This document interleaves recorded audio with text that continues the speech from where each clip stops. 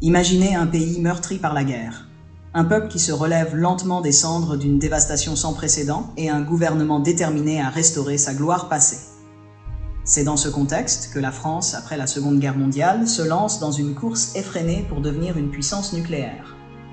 Ce n'est pas seulement une question de défense, mais aussi de prestige, d'indépendance et de place sur l'échiquier mondial. Comment la France, un pays en ruine en 1945, est-elle parvenue à développer la bombe atomique en seulement 15 ans?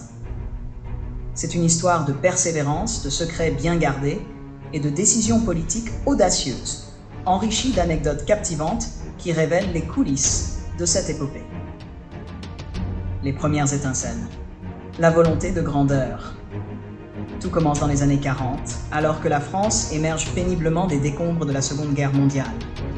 La défaite humiliante de 1940 et l'occupation allemande laissent une blessure profonde dans l'âme nationale. À la fin de la guerre, le général Charles de Gaulle, farouchement attaché à l'indépendance de la France, comprend que pour que son pays retrouve sa place parmi les grandes puissances, il doit se doter de l'arme ultime, la bombe atomique. En 1945, après les bombardements d'Hiroshima et Nagasaki par les États-Unis, le monde découvre l'incroyable pouvoir destructeur de l'énergie nucléaire. La France, marginalisée lors des grandes décisions d'après-guerre, ne peut se permettre de rester à l'écart de cette révolution militaire. Pour De Gaulle, l'indépendance nationale est inextricablement liée à la capacité nucléaire. C'est ainsi que naît, en octobre 1945, le Commissariat à l'énergie atomique, CEA, une institution chargée de développer une force de frappe nucléaire autonome. Les débuts sont difficiles. Les scientifiques français, malgré leur expertise, peinent à obtenir des financements et à accéder aux technologies avancées. Pourtant, ils ne baissent pas les bras. Des anecdotes racontent que pour combler le retard sur les autres puissances, des informations cruciales ont été obtenues discrètement par des réseaux d'espionnage ou même par des collaborations non officielles avec des scientifiques étrangers, désireux de voir la France se doter d'une telle capacité. Le chemin de l'indépendance, de la recherche à la bombe.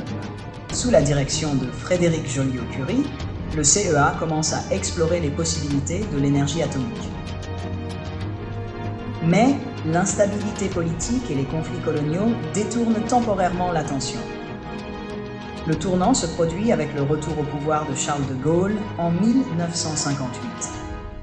Convaincu que la souveraineté française dépend de l'arme nucléaire, de Gaulle accélère les recherches et ordonne la création d'une véritable force de dissuasion.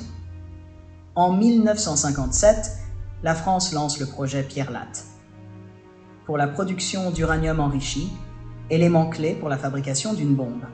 Parallèlement, le site de Marcoule produit du plutonium. L'emplacement des essais est stratégique. Le désert algérien, sous contrôle français, offre un lieu isolé à Regan pour tester en secret la première bombe nucléaire française.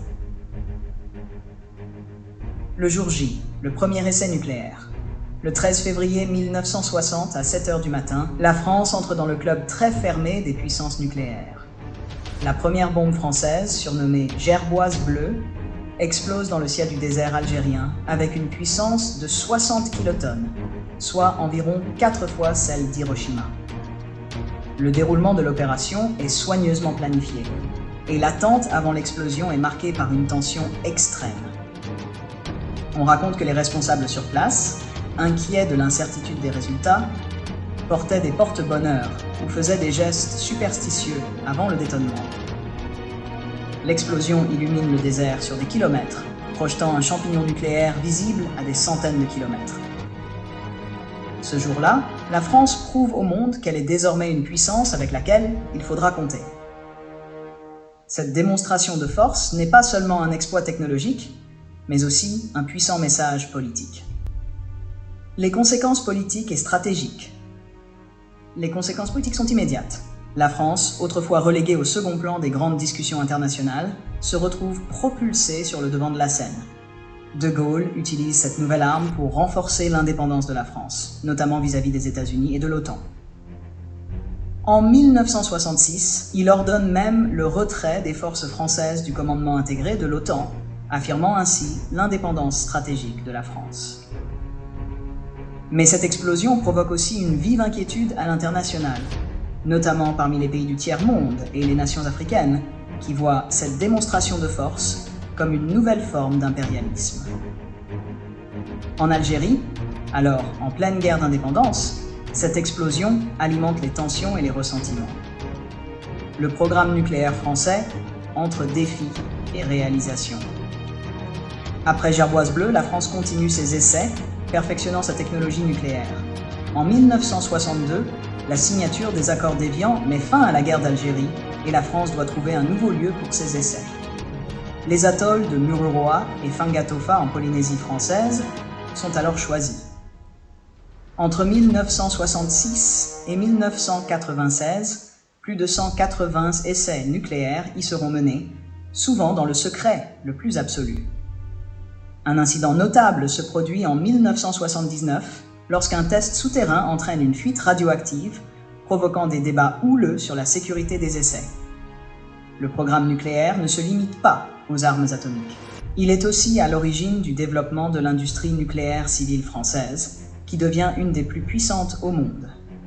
En 1963, la centrale nucléaire de Chinon est mise en service, marquant le début de l'autonomie énergétique de la France.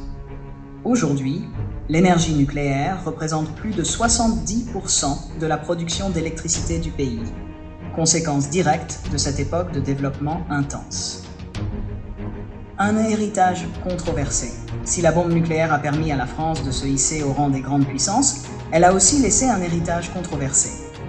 Les essais nucléaires ont causé des dégâts écologiques et sanitaires durables, notamment en Algérie et en Polynésie, où les populations locales souffrent encore des conséquences des radiations.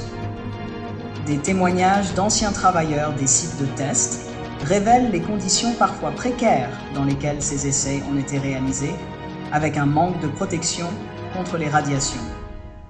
Sur le plan international, la possession de l'arme nucléaire a permis à la France de jouer un rôle majeur dans la politique mondiale. Mais elle a aussi suscité des critiques sur la course aux armements et la prolifération nucléaire. Les efforts diplomatiques pour limiter les essais nucléaires, comme le traité d'interdiction complète des essais nucléaires signé en 1996, sont directement liés à cette histoire complexe. Conclusion. L'indépendance à tout prix.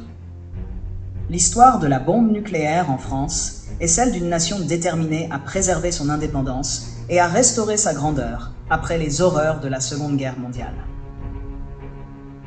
C'est une histoire de défis technologiques, de décisions politiques audacieuses et de conséquences profondes qui résonnent encore aujourd'hui.